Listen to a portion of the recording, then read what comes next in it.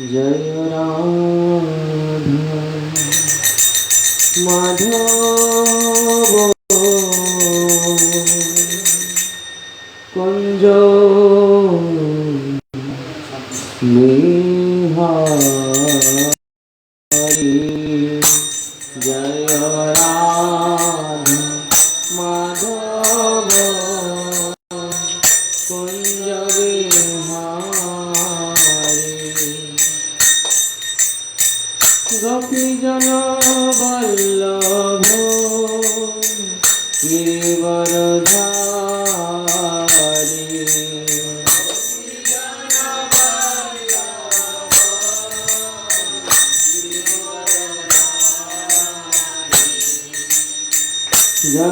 यशोदानंदन व्रज जनरंजन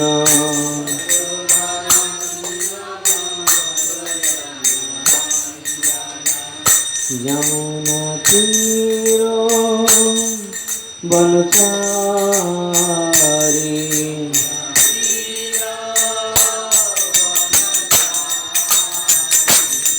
जय राम माधव कुंज बिहारी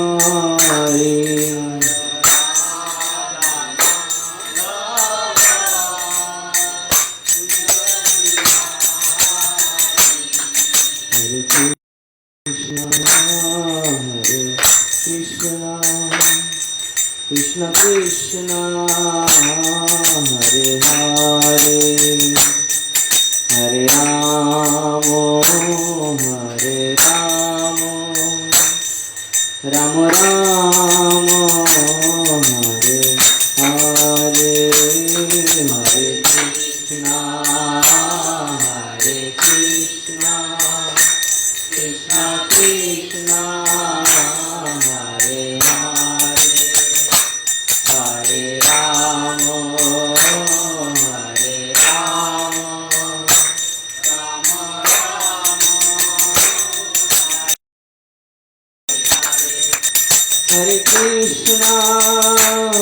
हरे कृष्ण कृष्ण कृष्ण हरे हरे हरे राम राम राम हरे हरे हरे कृष्ण कृष्ण कृष्ण हरे हरे हरे राम राम राम हरे हरे जय राधा माधव राधे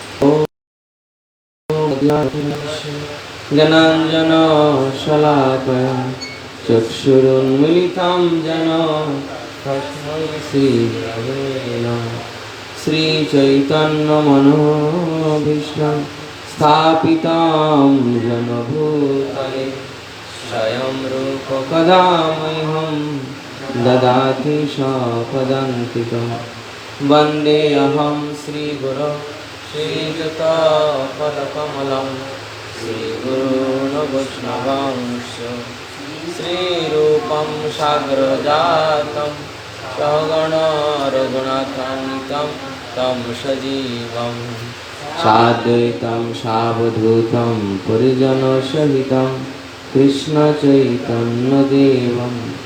श्रीराधाकृष्णपादान्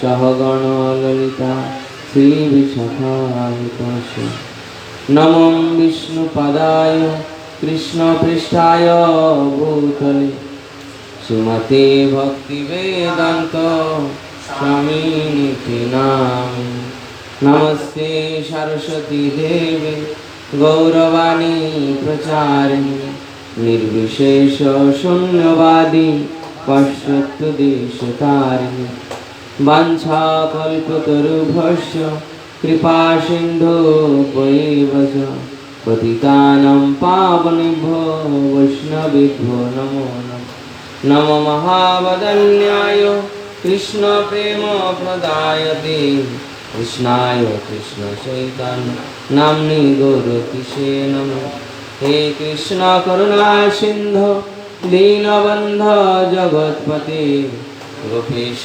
गोपिकान्त राधाकान्त नमोऽस्तुते तप्त काञ्चन गौराङ्गी राधे वृन्दावनेश्वरी विश्वभानुसुते देवी प्रणमामि हरिप्रिये जय श्रीकृष्ण चैतन्य प्रभु नित्यानन्द श्री अद्वैत गदाधर शिवासादि गौरभक्तवृन्द हरे कृष्ण कृष्ण कृष्ण हरे हरे हरे राम राम राम हरे हरे ओम नमो भगवते वासुदेवाय ओम नमो भगवते वासुदेवाय ओम नमो भगवते वासुदेवाय नारायण नमस्कृत्य नरं चैव नरोत्तमं देवीं सरस्वती व्यासं ततो जयमुदीरये नष्टप्रायेषु अभद्रेषु नित्यं भागवतसेवा भगवत्युत्तमश्लोके भक्तिर् भवति नैष्ठिकी मुखं करोति वाचालं पङ्गुं लङ्घयति गिरिं यत्कृपातमहं वन्दे श्रीगुरुदिनकारिणां परमानन्दमाधवम्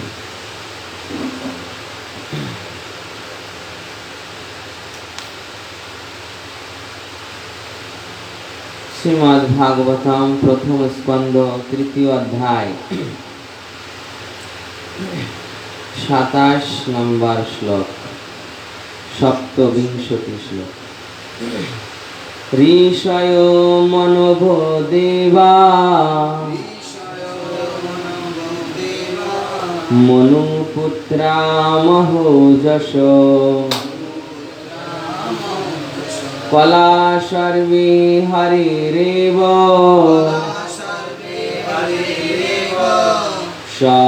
सप्रजापतयो स्मृता ऋषयो मनवो देवा मनुपुत्रा महोजशो कला सर्वे हरिरेव सप्रजापतयो स्मृता ऋषयो मनवो देवा मनुपुत्रा महोजशो कला सर्वे हरिरेव सप्रजापतयो स्मृता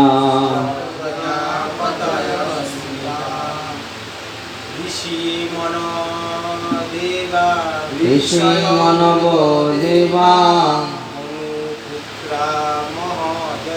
मनुपुत्रा महोजश कलाः सर्वे हरिरेव सप्रजापतयो स्मृता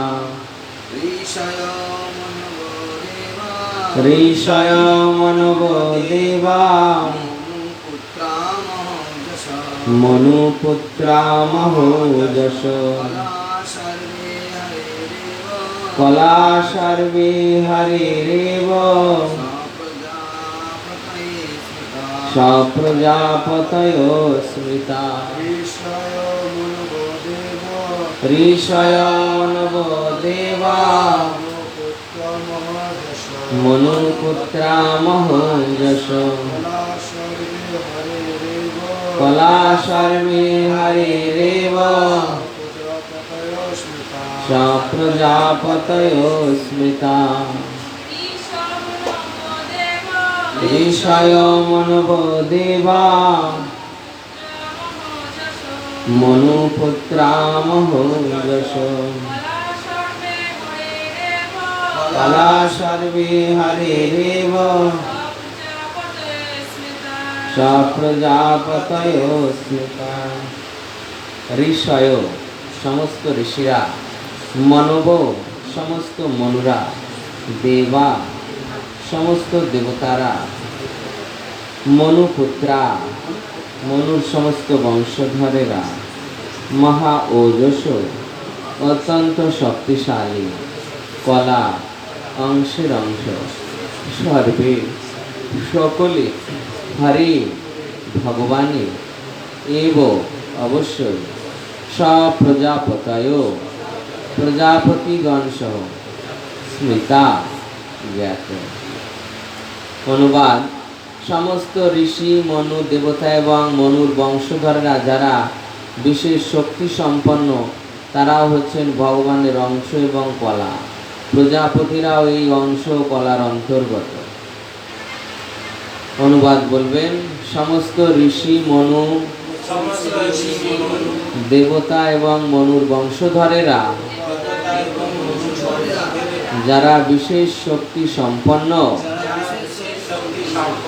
তারাও হচ্ছে ভগবানের অংশ এবং কলা। প্রজাপতিরাও এই অংশ কলার অন্তর্গত। তাৎপর্য শ্লোকপাঠ রাজা শ্লোকপাঠ। যারা তুলনামূলকভাবে কম শক্তি সম্পন্ন তাদের বলা হয় বিভূতি, এবং যারা অধিক শক্তিশালী তাদের বলা হয় আবিশ অবতার। এইটুকু ছিল প্রভুপাদের তাৎপর্য, এখানেই সমাপ্ত।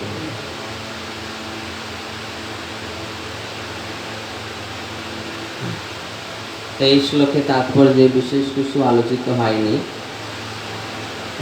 তথাপি আমরা শ্লোক অনুসারে কিছু আলোচনার চেষ্টা করব। সুত গোস্বামী 22 অবতারের লিস্ট প্রদান করেছেন। 22 অবতারের লিস্ট আমরা পেয়েছি। মনে আছে কি কি? প্রথম অবতার,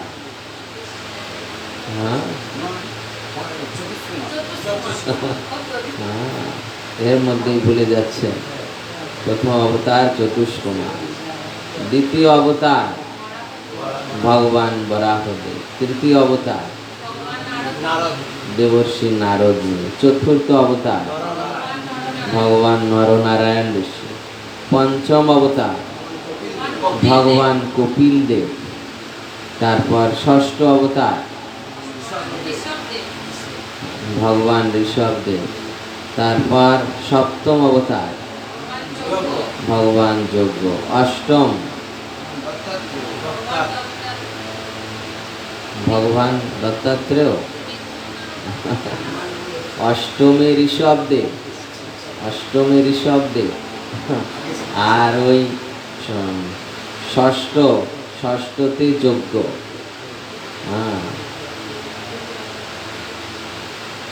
সপ্তমে কে? সপ্তমে এর মধ্যেই সব ভুলে গেলে হবে।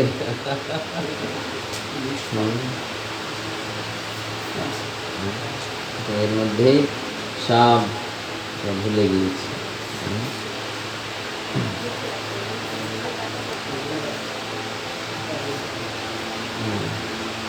ষষ্ঠী কে ভগবান দত্তাত্রেয়, ভগবান দত্তাত্রেয়। সপ্তমী যজ্ঞ, অষ্টমী ভগবান ঋষভ, নবমী পৃথু মহারাজ, তারপর দশম অবতার মৎস্য, একাদশ কর্ম, দ্বাদশ ধন্বন্তরী, ত্রয়োদশ মোহিনী, চতুর্দশ বিষ্ণুদেব, পঞ্চদশ ভগবান বামনদেব, ষোড়শ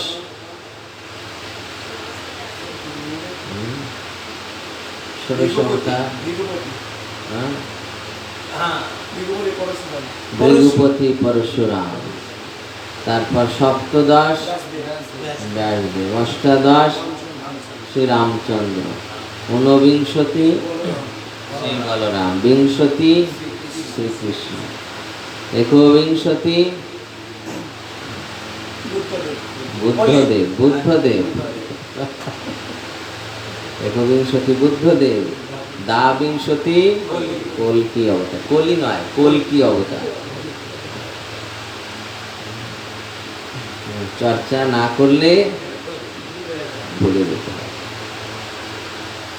আজকের শ্লোকে বলছে যে এইভাবে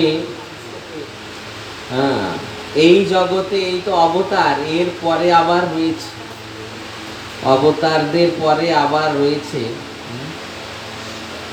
অবতারদের মধ্যে কেউ সরাসরি বিষ্ণু অংশ, কেউ সরাসরি, যেমন বরাহদেব, নৃসিংহদেব, বামনদেব, শ্রী রামচন্দ্র, বলরাম, সকল এনারা কি সাক্ষাৎ বিষ্ণু অংশ।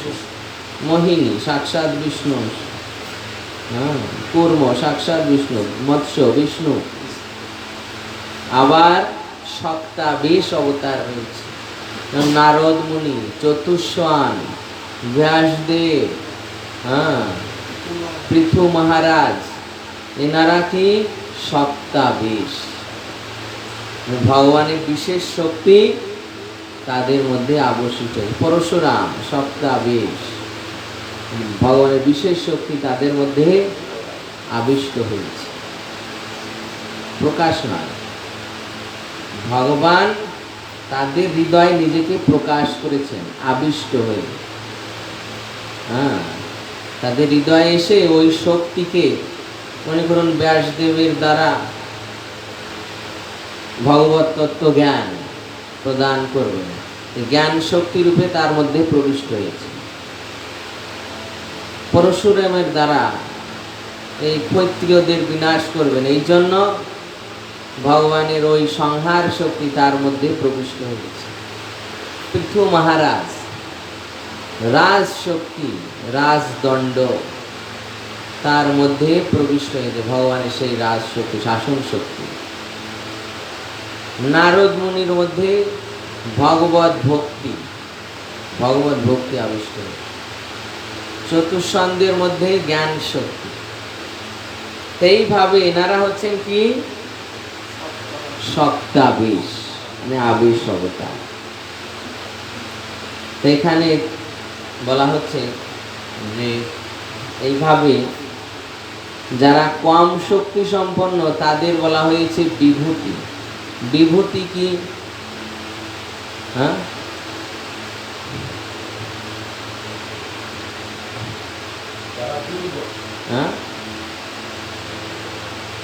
যারা দুর্বল নয়, নয়, যারা দুর্বল নয়,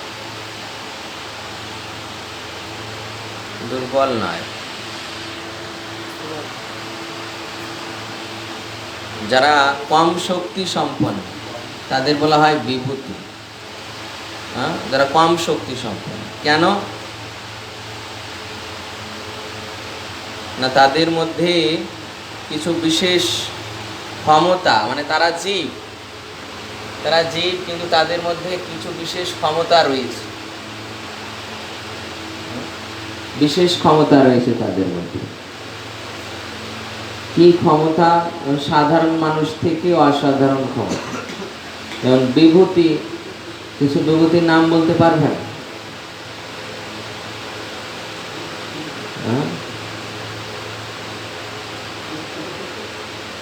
তো ভগবত গীতা ভুলে গেছেন? ভগবত গীতায় পড়েননি? বিভূতি যোগ পড়েছেন? ভগবত গীতায় রয়েছে বিভূতি যোগ। এই বস্তু ভগবানের বিভূতি। মানুষের মধ্যে কে? রাজা। পশুদের মধ্যে সিংহ। বৃক্ষদের মধ্যে অশ্বত্থ বৃক্ষ। ঋষিদের মধ্যে ভৃগু। মুনিদের মধ্যে কপিল মুনি। তারপর জলাশয়ের মধ্যে সমুদ্র। তারপর জ্যোতিষ্কের মধ্যে সূর্য। বিভূতি যোগ 10ম অধ্যায়। পক্ষীদের মধ্যে গরুড়। বৃষ্ণিদের মধ্যে শ্রীকৃষ্ণ বাসুদেব। পাণ্ডবদের মধ্যে অর্জুন। এই হচ্ছে কি? বিভূতি, ভগবানের বিভূতি। ভগবান বলছেন না এগুলো, যে বিভূতি মানে কি? অসাধারণ ঐশ্বর্য। এটা সাধারণ মানুষের মধ্যে নেই, সাধারণ মানুষের মধ্যে নেই। তার এই বিদ্বানদের মধ্যে, বিদ্বানদের মধ্যে শুক্রাচার্য, কবি নাম মুসানা কবি। রাক্ষসদের মধ্যে প্রহ্লাদ মহারাজ। ভগবানের বিভূতি।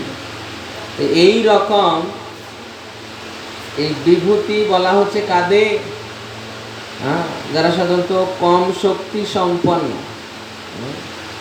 মানে সাধারণভাবে কম শক্তি সম্পন্ন। আর আবেশ যারা বেশি শক্তিশালী, বেশি শক্তি, তারা আবেশ। আবেশ মানে এই যে পরশুরাম, পৃথু মহারাজ, নারদ মুনি, এরা হচ্ছে আবেশ অবতার। আর বিভূতি মনে করুন কোন দেশের রাজা, ভগবানের বিভূতি। তারপর বৃক্ষদের মধ্যে যেটা বললাম অশ্বত্থ, ভগবানের বিভূতি। পশুদের মধ্যে সিংহ, ভগবানের বিভূতি। এই রকম কোন প্রজাতিদের মধ্যে শ্রেষ্ঠ, কোন প্রজাতির মধ্যে শ্রেষ্ঠ, বৃক্ষের মধ্যে শ্রেষ্ঠ, পশুর মধ্যে শ্রেষ্ঠ, মানুষের মধ্যে শ্রেষ্ঠ, তারাই হচ্ছে কি? ভগবানের বিভূতি। একে বলা হয় অসাধারণ ঐশ্বর্য। এখন এই অসাধারণ ঐশ্বর্য বিশিষ্ট এদের বলা হচ্ছে বিভূতি। সমস্ত ঋষি, মনু, দেবতা, মনুর বংশধারা যারা বিশেষ ক্ষমতা সম্পন্ন, তারা হচ্ছেন ভগবানের অংশ এবং কলা। সমস্ত ঋষি, ঋষিদের মধ্যে আবার শ্রেণী বিভাগ আছে। যারা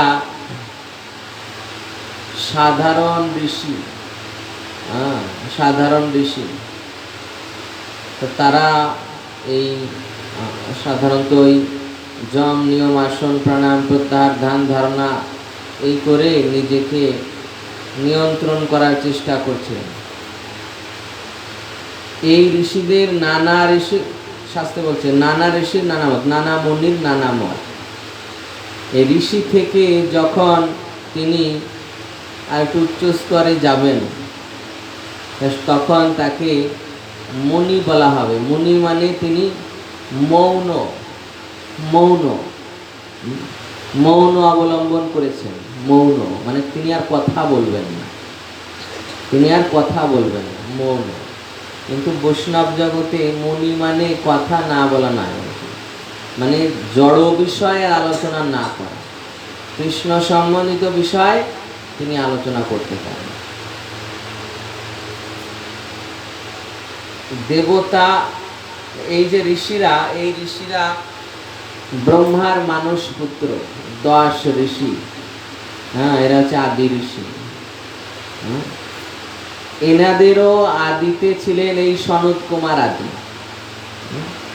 এনারাও মহর্ষি, দেখতে 5 বছরের পর বায়ু পালকের মতো।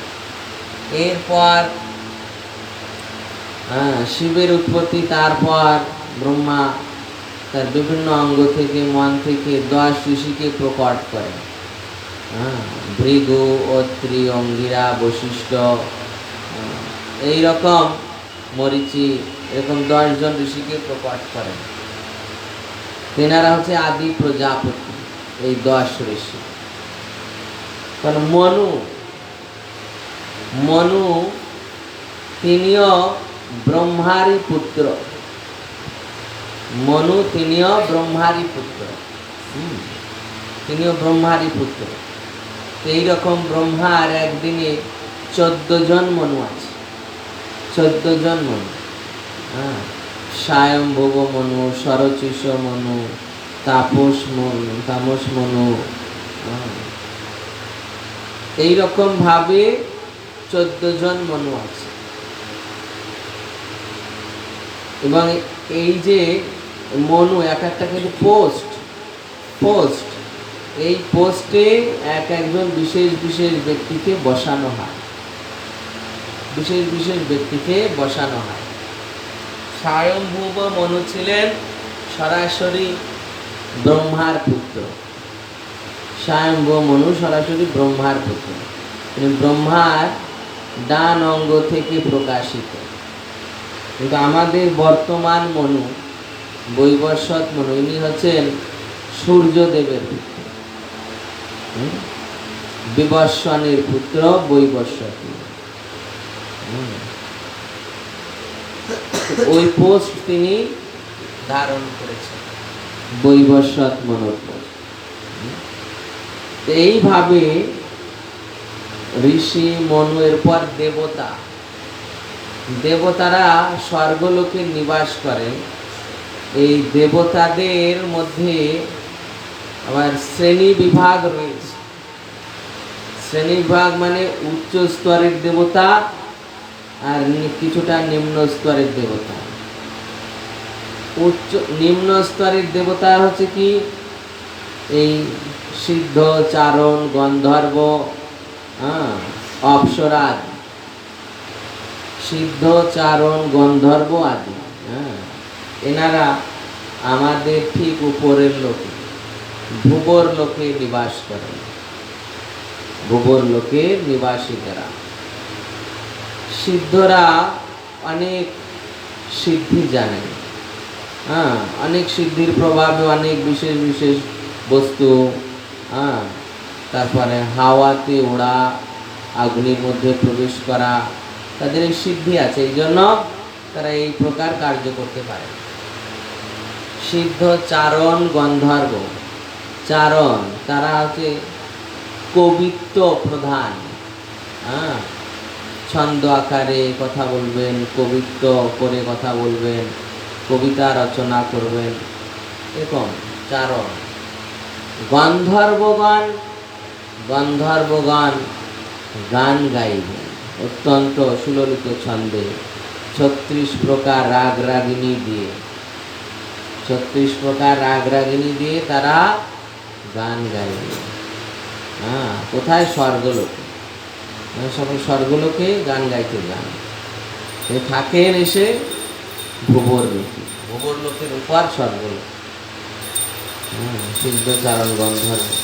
জয় জয় শ্রী শ্রী রাধা শ্যাম সুন্দর জগন্নাথ বলদেব সুভদ্রা মহারানী।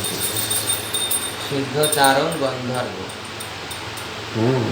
তারপর অপ্সরাগণ করেন নৃত্য। চারণেরা কবিত্ব রচনা করে, পদ রচনা করে অন্যের স্তুতি প্রশংসা করেন। সিদ্ধের গন্ধর্বগণ 36 প্রকার রাগ রাগিনী দিয়ে গান গাইবেন। আর এই যে অপ্সরাগণ, এরা নৃত্য করেন দেবতাদের সভায়, মুনি ঋষিদের ধ্যান ভাঙাতে সব নৃত্য করে। এনাদের লোক হচ্ছে এই ভূবর লোক। ভূবর লোকের উপর উচ্চ শ্রেণীর দেবতাগণ, ইন্দ্র, চন্দ্র, কুবের, বরুণ, এই স্বর্গের দেবতাগণ, দ্বাদশ আদিত্য। তা এনাদের স্থান হচ্ছে স্বর্গলোক, এবং তারাও আধিকারিক দেবতা হিসেবে ভগবানের বিশেষ ক্ষমতা প্রাপ্ত হয়েছে, এবং এক একজন এই বিধানসভার মিনিস্টারদের মতো, এমপিদের মতো এনারাও এক একটা পদ ধারণ করে থাকে। যেমন সূর্যদেব লাইট বিভাগে, চন্দ্রদেব ঔষধি বিভাগে, বরুণদেব জল বিভাগে,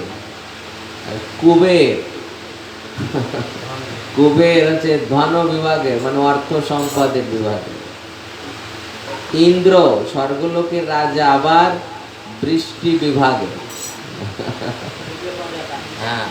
বৃষ্টি বিভাগে। তারপর পবন দেব বায়ু বিভাগে, বায়ুমন্ত্রী। তারপর অশ্বিনী কুমার দয়, এনার হচ্ছেন সার্জারি বিভাগের, এনার এই চিকিৎসা বিজ্ঞানে অশ্বিনী কুমার দয়। তারপর রুদ্রদেব সংহার বিভাগে, তারপর এইরকম মরুদগণ ইন্দ্রের সহায়কারী বায়ু বিভাগে, পবন দেবের তারা অধস্তম। তারপর আরও আছে এরকম অনেক দেব দেবী আছে, বিভিন্ন দেব দেবী বিভিন্ন বিভাগের ক্ষমতা সামলাচ্ছে। এনারা সকলে স্বর্গলোক। এরপর মনু তো বলা হলো 14 জন মনু।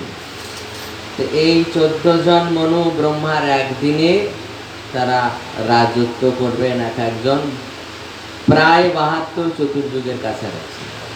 72 চতুর্যুগ নয়, 71 চতুর্যুগ প্লাস সামথিং, প্রায় 72 চতুর্যুগ ধরা হয়। তা এইভাবে তারা তাদের এই ব্রহ্মাণ্ডে ব্রহ্মাজি যাকে যেখানে অধিকার দিয়েছেন সেই পদে তারা অধিষ্ঠিত হয়ে এই ব্রহ্মাণ্ডের শাসন ব্যবস্থা তারা রক্ষণাবেক্ষণ করে। দেখুন এনাদের এত বড়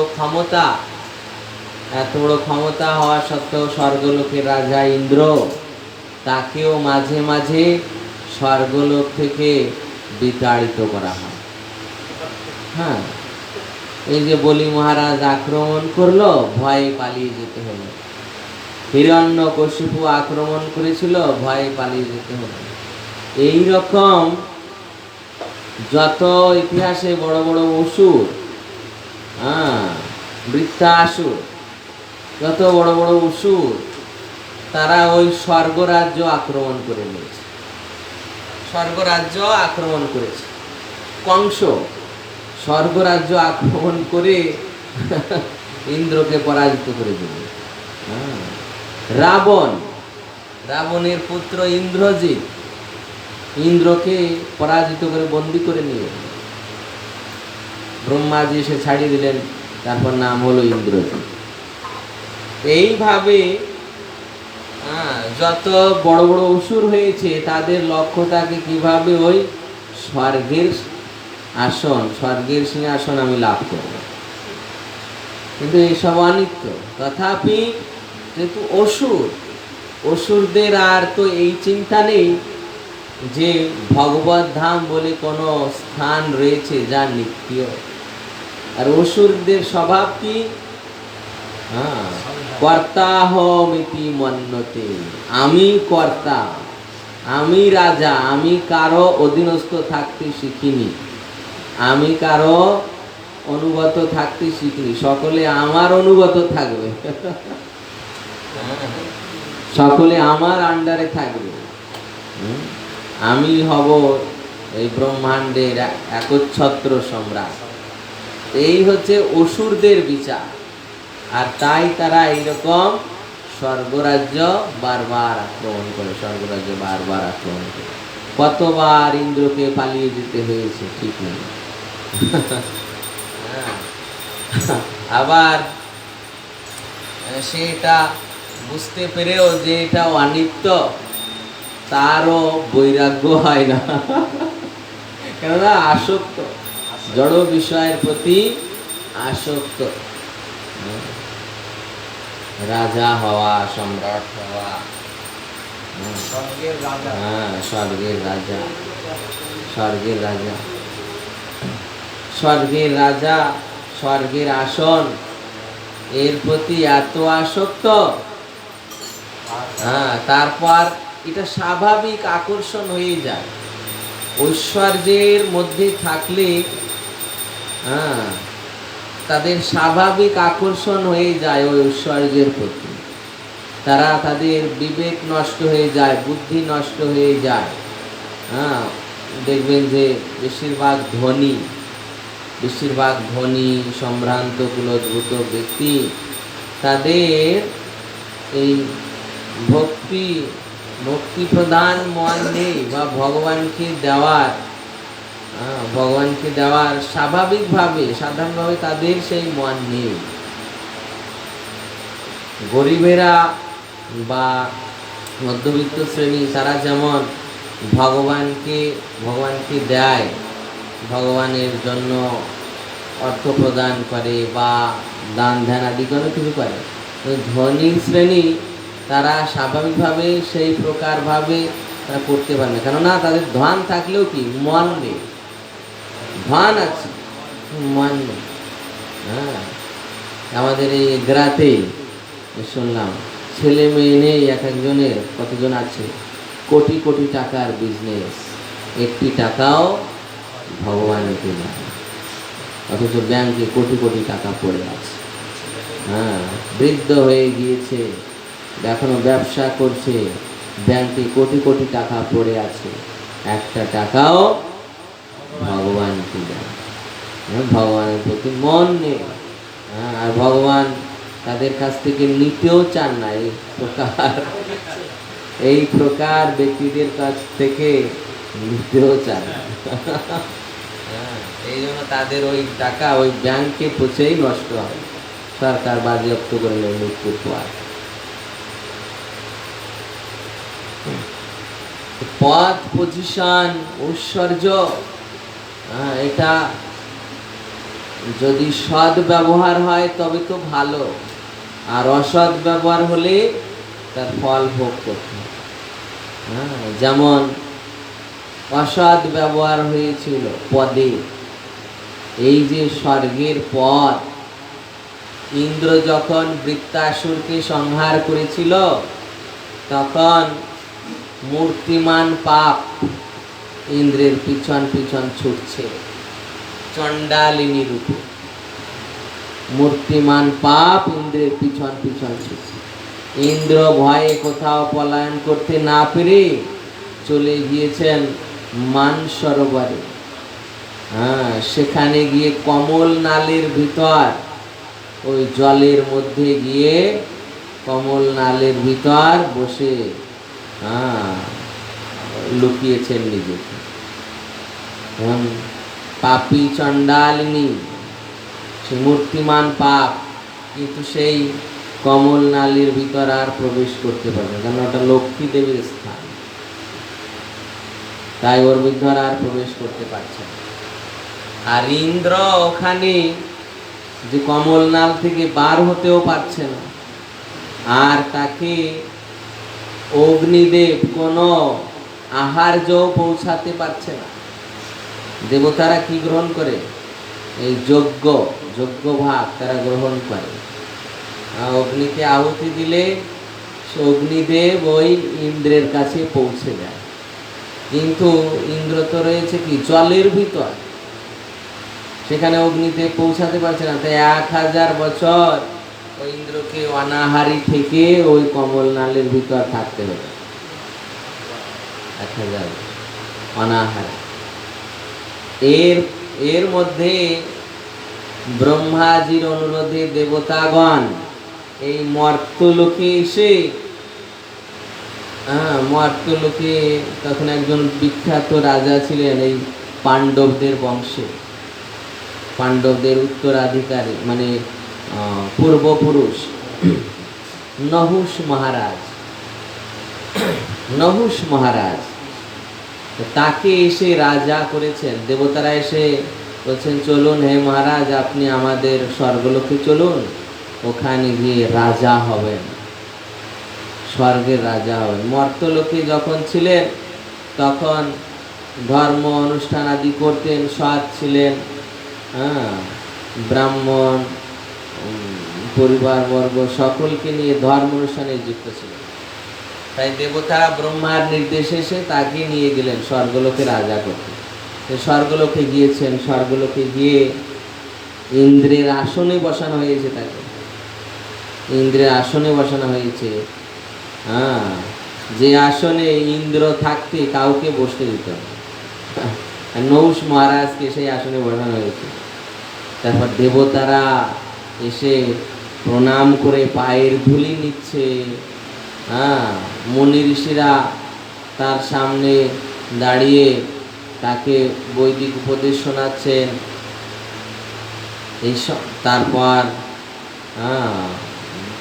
অনেক যারা সেবক তারা তাকে বাতাস করছেন, চামর ডোলাচ্ছেন। তার এই রকম পরিপাটি দেখে, স্বর্গের যে সব বৈচিত্র্য দেখে তার কিন্তু আর ওই ধর্ম অনুষ্ঠান আর তিনি করতে পারছেন না। কি করছেন? ওই বিলাসের মধ্যে জীবন যাপন করছেন, বিলাস। হ্যাঁ, বিলাসের মধ্যে জীবন যাপন। তারপর এই রকম ঐশ্বর্যের মধ্যে জীবন যাপন করতে করতে একদিন তিনি চিন্তা করে দেখুন, বুদ্ধি কেমন খারাপ হয়। ইন্দ্রের আসন তার, ইন্দ্রের ভবন তার, ইন্দ্রের ছত্র চামর পাখা তার, মানে তার সেবার জন্য সব দেওয়া হচ্ছে। হ্যাঁ, বলছে যে সব কিছু ইন্দ্রের, আমার ইন্দ্রের স্ত্রী কেন আমার হবে? হ্যাঁ, বুদ্ধি কেমন ভ্রষ্ট হয়েছে। শচী দেবীর কাছে পত্র লিখেছে যে এখন আমি ইন্দ্র, অতএব তুমি আমার সেবার জন্য হাজির হও। তো শচী দেবী ওই পত্র দেবতাদের গুরু বৃহস্পতিকে দিয়েছে। তো বৃহস্পতি ওটা পড়ে শচী দেবীকে বলছেন যে হে পুত্রী, তুমি নহুষ মহারাজের প্রস্তাব স্বীকার করে নাও আর তাকে আরেকটি পত্র লিখে দাও যে হে নহুষ মহারাজ, আপনি তো এখন স্বর্গলোকের রাজা, আর এই যে সপ্তর্ষি এনারা তো আপনার সেবক। আপনি যদি এই সপ্তর্ষিদের কাঁধে চড়ে পালকিতে, সোনার পালকিতে চড়ে আমার ভবনে আসতে পারেন, তাহলে আমি আপনাকে প্রতিরূপে স্বীকার করেছি। এই পত্র লিখে দিলে নহুষ মহারাজ দেখেই অত্যন্ত চঞ্চল হয়ে উঠেছে। তাড়াতাড়ি মুনি ঋষিদের ডাকা হোক, সপ্তর্ষিদের ডাকা হয়েছে। সেই সময় এরকম তেজস্বী তেজস্বী মুনি ছিলেন, অগস্ত্য ঋষি, তারপর দুর্বাসা ঋষি, এইরকম ভয়ঙ্কর ভয়ঙ্কর ঋষিরা তখন সপ্তর্ষি, তাদের ডাকা হয়েছে। হাজির সকলে। মহারাজ বলছে যে আপনারা তো কেবল এই বেদ পাঠ করেন, আর কোনো কাজ নেই আপনাদের।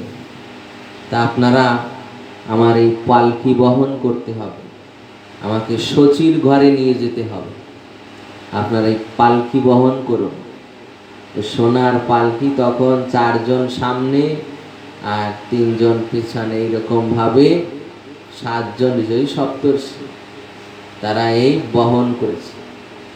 এমনিতে বহন করার কোনো তো অভ্যাস নেই, তারা তো পাঠ প্রবচনাদি করেন, কিন্তু এইভাবে তো আর ওই বেয়ারার মতো পালকি বহানোর অভ্যাস নেই।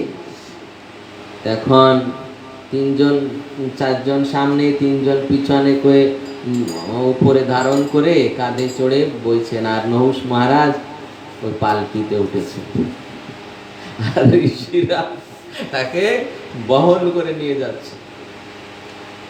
পথে যেতে যেতে নহুষ মহারাজ বলছে, পালকি থামি, সর্প সর্প, মানে আরো দ্রুত চলো, আরো দ্রুত চলো, সর্প সর্প, আরো দ্রুত চলো। তখন নহুষ মহারাজ পালকি থেকে মুখ বার করেছে, মুখ বার করে দেখছে যে সামনে অগস্ত্য ঋষি।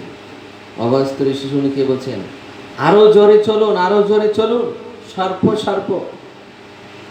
মনীষীদের অত তো বহনের অভ্যাস নেই। দেখছে নহুষ মহারাজ যে আমি এত করে বলছি তথাপি এরা পালকি জোরে টানছে না। নহুষ মহারাজ ওই পালকি থেকে পা বের করে অগস্ত্য ঋষি মাথায় লাথি মেরে দিয়েছে।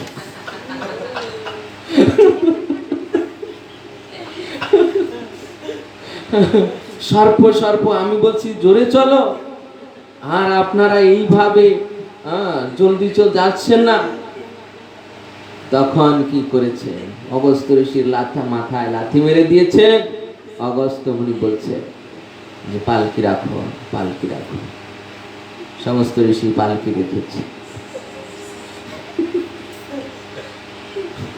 পালকি রেখে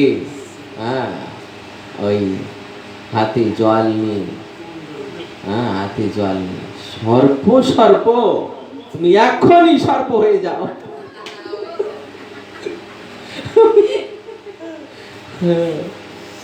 সঙ্গে সঙ্গে নহুষ মহারাজ পালকি থেকে বের হয়ে চরণে পড়েছে।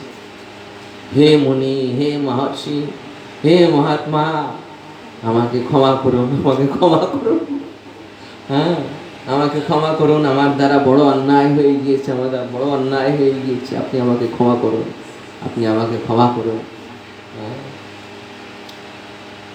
কাকুতি মিনতি করছে পায়ে ধরে। তখন মুনিবর বলছে, দেখো আমি তো অভিশাপ দিয়ে দিয়েছি, এই অভিশাপ তো বিফলে যাবে না, তোমাকে সর্প হতেই হবে।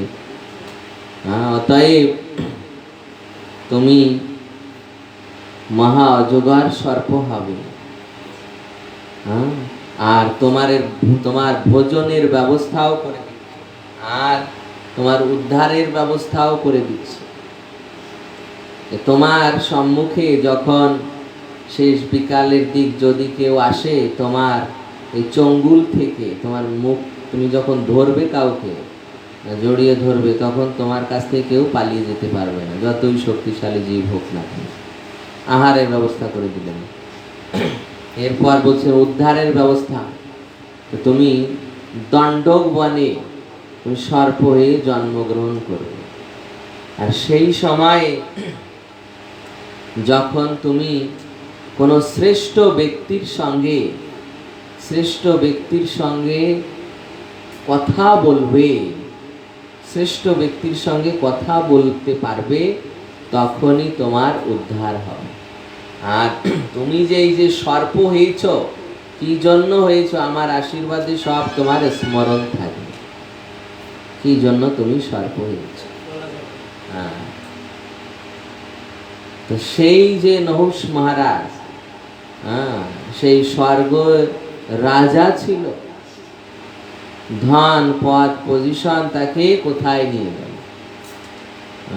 মর্তলোকে ধর্মপ্রাণ রাজা ছিলেন, স্বর্গে গিয়ে ঐশ্বর্য পদ পজিশনের গর্বে মুনি ঋষির চরণে অপরাধ করে দিলেন, অভিশপ্ত হয়ে গেলেন, সর্পজনী প্রাপ্ত হলেন। তখন দণ্ডক বনে গিয়ে এই অজগর সর্প হয়েছিল। তারপর পাণ্ডবগণ যখন বনবাসে ছিলেন, তখন একদিন ভীম ওই রাস্তা পরিষ্কার করতে করতে যাচ্ছে, সিংহ মেরে দিচ্ছেন, হাতি মেরে দিচ্ছেন, বড় বড় পাথর উঠিয়ে ফেলে দিচ্ছেন, গাছ উপড়ে ফেলছে। পথ পরিষ্কার করতে করতে যাচ্ছেন, দেখছেন যে সামনে এক অজগর পড়ে গেছে। এ আর আমার সামনে কি, এত বড় বড় হাতি আমি মেরে দিলাম, সিংহ মেরে দিলাম, আর এই অজগর সর্প। বিকেল হয়েছে, আর ওই বা হাত দিয়ে সরাতে গিয়েছে, তখন ওই অজগর সর্প ধরে বসেছে ভীমকে।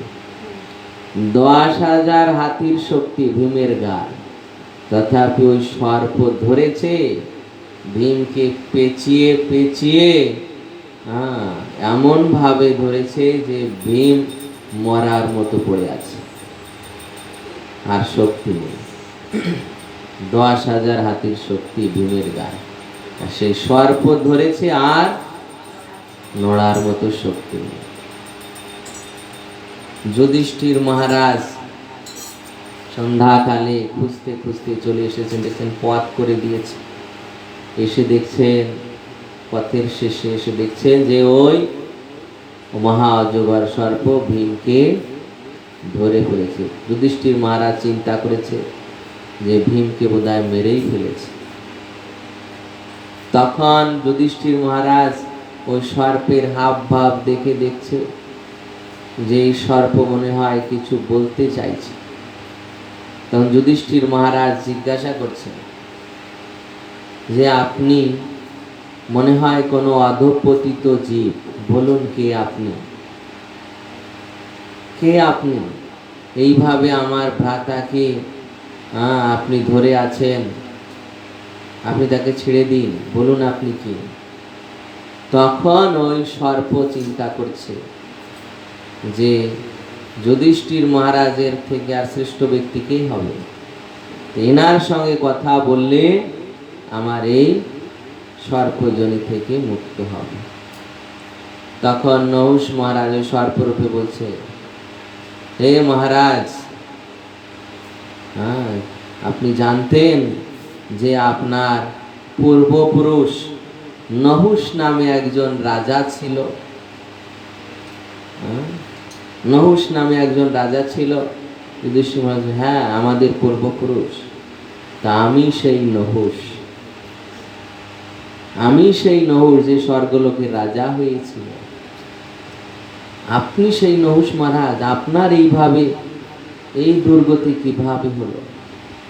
তখন সেই সর্প বলছে তার অনুভব, ওই ঘটনা বলার পর তার অনুভব বলছে যে এইভাবে আমি দেবতাদের রাজা ইন্দ্রের পদ প্রাপ্ত হয়ে অহংকারী হয়ে গিয়েছিলাম।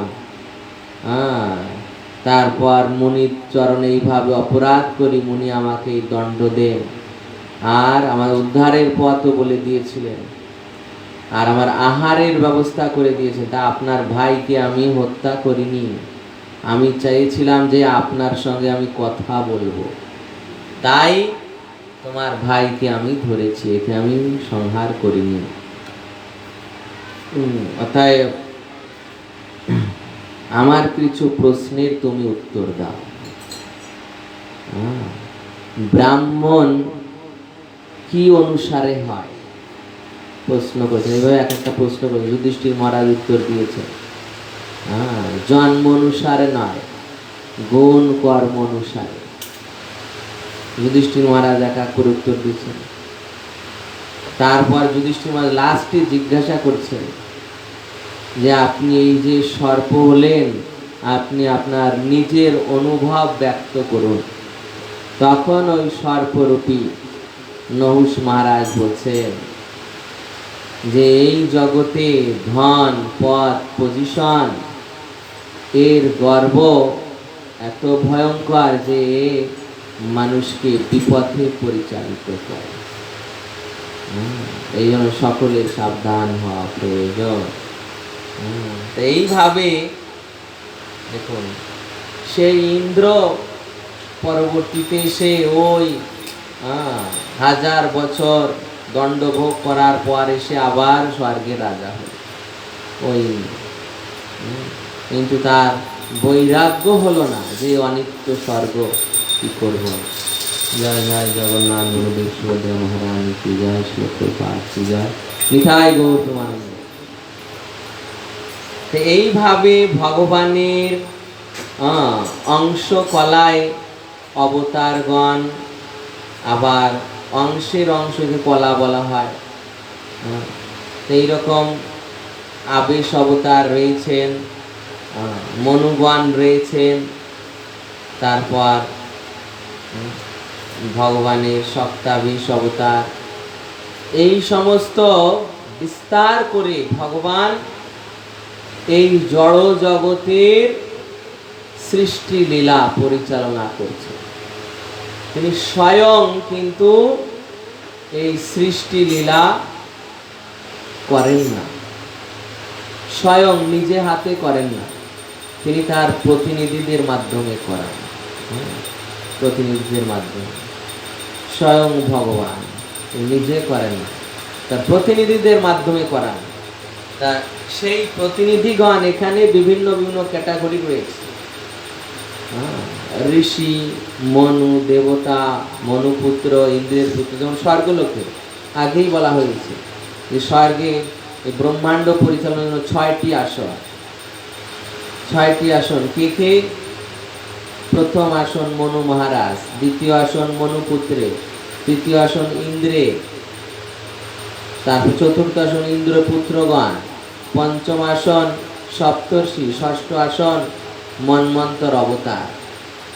ব্রহ্মাণ্ডের শাসন বিভাগ, মন্বন্তর অবতার। এছাড়াও আবার ব্রহ্মা সৃষ্টি আদি বিস্তার করছেন, শিব ধ্বংস করেন, আবার ক্ষীরোদকশায়ী বিষ্ণু সমস্ত সৃষ্টিকে পালন করেন। এছাড়াও আবার ভগবান নিজে কখনো কখনো বিশেষ বিশেষ সময়ে অবতার গ্রহণ করছেন। বিশেষ বিশেষ সময় অবতার গ্রহণ করেছেন, লীলা অবতার রূপে, যুগা অবতার রূপে, সপ্তাবেশ অবতার রূপে। তারপর পুরুষ অবতার তো 3জন, তারা এই জড়জগৎ সৃষ্টির, জড়জগৎ টোটাল সৃষ্টি বিস্তারের জন্য মূল রূপে রয়েছেন এই 3 পুরুষ অবতার। এইভাবে ভগবান শ্রীকৃষ্ণ, সে অনাদির আদির গোবিন্দ, সব তিনি ব্যবস্থা করে দিয়েছেন। কে কোথায় কে কিভাবে পালন করবে, পরিচালনা করবে, সমস্ত কিছু তিনি বিস্তার করে দিয়েছেন। আর তিনি নিজে সরাসরি এগুলো বিস্তার করতে দেন না, সুখময়, আনন্দময়, আনন্দময় অভ্যাস, এই সর্বদা চিন্ময় আনন্দে বিরাজ করেন। তাই তিনি এই সৃষ্টি আদি সংহার আদির মধ্যে থাকেন। সেইভাবে সেই ভগবান এই সমস্ত ব্রহ্মাণ্ড পরিচালনা করছেন। পরিচালনা কিন্তু তিনি করছেন, মানে তিনি তার শক্তির দ্বারা করিয়ে নিচ্ছেন। এইভাবে সমস্ত কিছুর পরিচালক সেই পরমেশ্বর ভগবান শ্রীকৃষ্ণ। এটা জেনে সকলের কর্তব্য সেই ভগবান শ্রীকৃষ্ণের সেবায় ব্রতী হওয়া, কৃষ্ণ ভাবনাময় জীবনযাপন করা, যাতে আমরা তার এই জড় সৃষ্টির রাজ্য অতিক্রম করে ভগবত ধামে নিত্য তার পরিকর হতে পারি, তার সেবক হতে পারি। হরে কৃষ্ণ। জয় জয় মূল পুরাণ শ্রীমদ্ ভাগবতাম কি জয়, জগদ্গুরু শ্রীল প্রভুপাদ কি জয়, সমবেত গৌর ভক্তবৃন্দ কি জয়। নিতাই নিতাই গৌর প্রেমানন্দে।